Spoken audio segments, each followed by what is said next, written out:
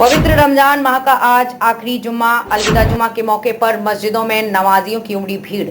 मधुबनी जिले में आज पवित्र रमजान माह के आखिरी जुम्मे को विभिन्न मस्जिदों में नमाज अदा करने के लिए नमाजियों की भारी भीड़ उमड़ पड़ी।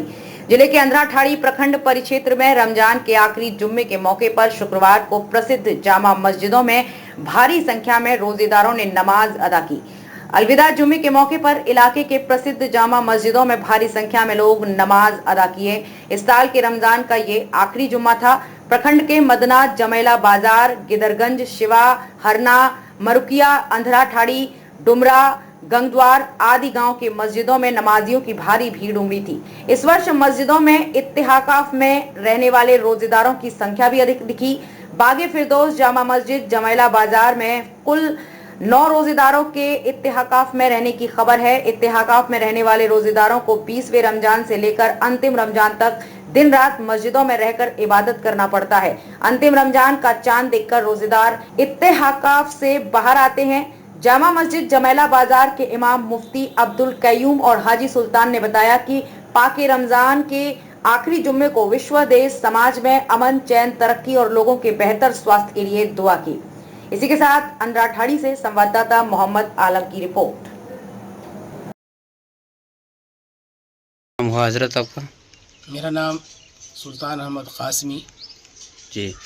अभी एक फेसबुक पे वीडियो देखे आपका, जो आप काफ़ी जो है मतलब रो रहे थे दिन को लेकर, क्या था मामला? ये मामला ये है कि रमज़ान बहुत ही बरकत और खूबी वाला महीना है और जिसके आज हमने 25 दिन गुजार दिए, तो ये महीना हमसे रुखसत हो रहा है और इस महीने के जितने जुमे थे उसमें से ये आज आखिरी जुमा है। अच्छा, तो अलविदा जुमा। अलविदा का लफ्ज़ तो नहीं है, लेकिन आखिरी जुमा कह सकते हैं जी। तो जो नेकियां हमने इस महीने में कमाई, रोज़ा रख के, तरावी पढ़ के, तिलावत करके, दुआ करके, अब ये महीना ख़त्म हो रहा है, एंडिंग के करीब है। तो इस बात का अफसोस हो रहा है कि इस साल तो हमने ये महीने को गुजार लिया, आइंदा साल न जाने अल्लाह ताला किसके मुक़द्दर में ये रमज़ान रखा है, हम में से कौन रहेगा, कौन जाएगा अल्लाह के पास। इसलिए इस बात का अफसोस होता है। और रही बात इस जुमा की, तो चूँकि आखिरी जुमा है तो इबादत ज़्यादा करनी चाहिए, अल्लाह को ज़्यादा मनाना चाहिए, अल्लाह की तरफ तवज्जो देनी चाहिए। इसी तरीके से हमारा 5 दिन गुजरने के बाद जो ईद उल फित्र आएगी, जो रमज़ान के ख़त्म पे होता है, तो ये बहुत खुशी का दिन होता है। लेकिन इसकी खुशी तो असल में उसकी है जिन्होंने 30 रोज़े रखे, 30 तरावी पढ़ी, 30 पारे कुरान पाक की तिलावत किए, सुने, दुआओं में, इबादत में, नेकी में इस महीने को गुजारा। यकीनन वो काबिल मुबारकबाद है और अल्लाह का बरगुज़ीदा बंदा है। तो ईद के दिन की सारी खुशी तो उसके लिए ज़ेबा और मुनासिब है जिन्होंने इस महीने की कदर की।